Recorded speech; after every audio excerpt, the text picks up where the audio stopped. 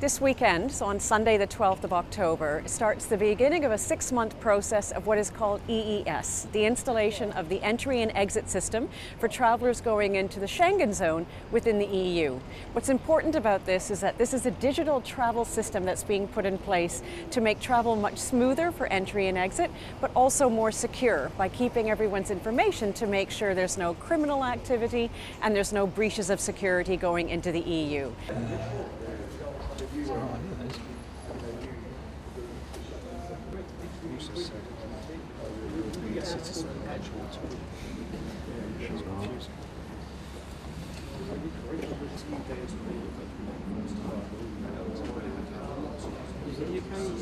It's not on the European continent. It's an So it's pushing you. because it's a collection of countries and political.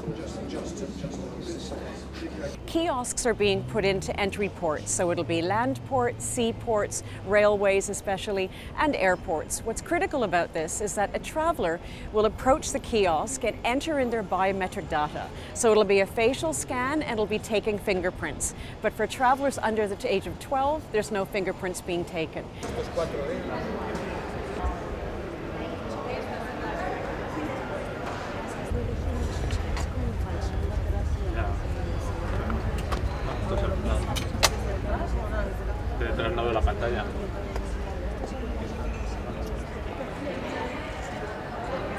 It is simply the cost of 2 to 4 minutes to get us registered, and that allows for 3 years of movement across borders.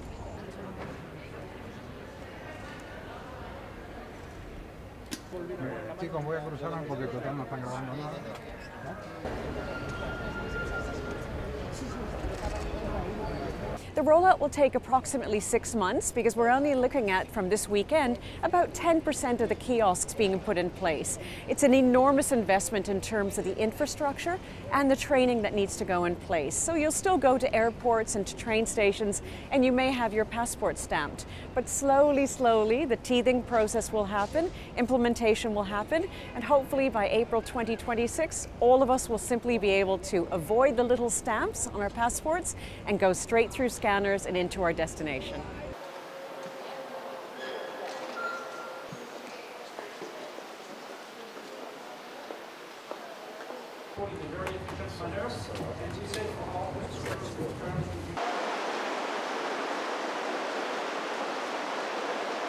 This is about digitalization of our ability to travel anywhere, anytime. So this is indeed the first step of a process. It's going to be expanding next year. Again, it's very much about global best practice so that all ports of entry are connected digitally, and very critically, they're connected through the cloud system. So if there are any breaches of security, it's caught very quickly.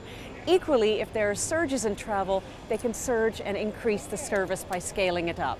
So this is very much a first step of many towards our ability of international travelers to cross more swiftly and safely.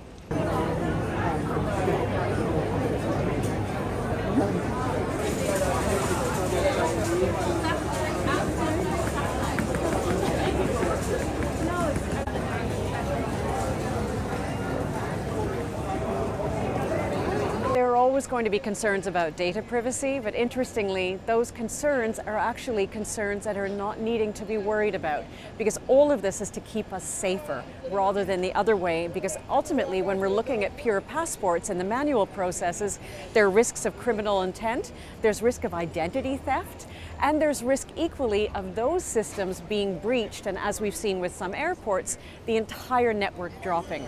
So by doing this, we're minimizing and mitigating against those risks.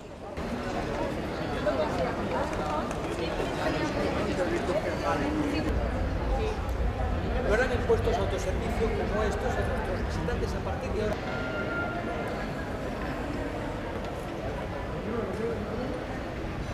This is the first step in terms of allowing us to cross into the Schengen zone. The ETS system is going to widen the zones ultimately and connect us more with international networks. So it's all a stage-by-stage process, because this is a fundamental change that's happening within travel and security of travel around the world, but naturally it needs time to scale up.